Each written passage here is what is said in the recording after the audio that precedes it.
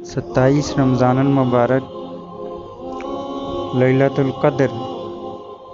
جسے قرآن کی رات بھی کہا جاتا ہے، اس رات اللہ تعالیٰ نے قرآن پاک فرقان حمید کا نزول فرمایا۔ ویسے تو قرآن کریم فرقان حکیم 23 سال کی مدت میں تھوڑا تھوڑا کر کے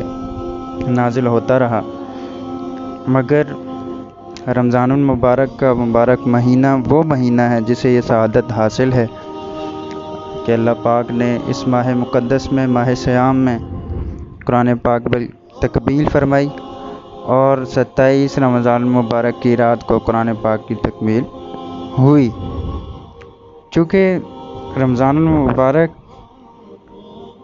بڑی سعادتوں، رحمتوں اور برکتوں کا مہینہ ہے، اسی کے توسل سے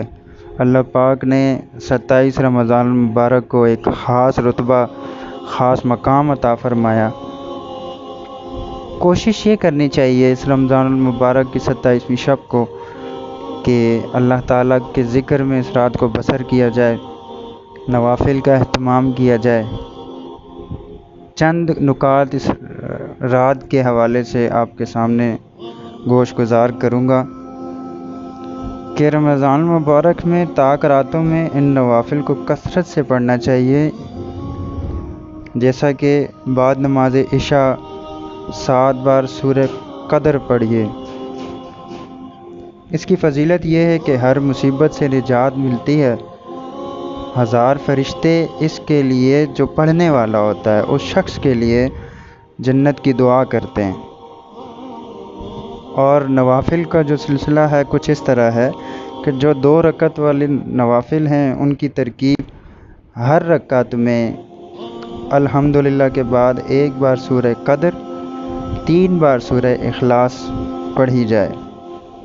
اس کی فضیلت یہ ہے کہ شب قدر کا ثواب حاصل ہوگا۔ شب قدر وہ رات ہے جو اللہ کے نبی صلی اللہ علیہ وسلم ارشاد فرماتے ہیں کہ 1000 راتوں سے افضل رات ہے، تو اس کا ثواب حاصل ہوگا اور ایک شہر جنت میں عطا کیا جائے گا، اور اس شہر کی جو لمبائی ہوگی، یعنی اس کی مثال یوں لے سکتے ہیں آپ کہ جو مشرق سے مغرب تک لمبا ہوگا۔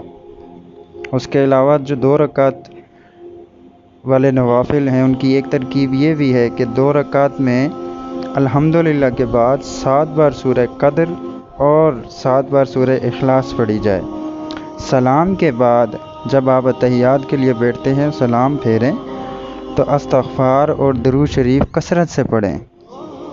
اور اس کی فضیلت یہ ہے کہ اللہ تعالیٰ اس نماز کے پڑھنے والے کو اور اس کے ماں باپ کو بخش دیتا ہے۔ 4 رکعت والے جو نوافل ہیں ان کی ترکیب یہ رکھی جائے کہ ایک سلام سے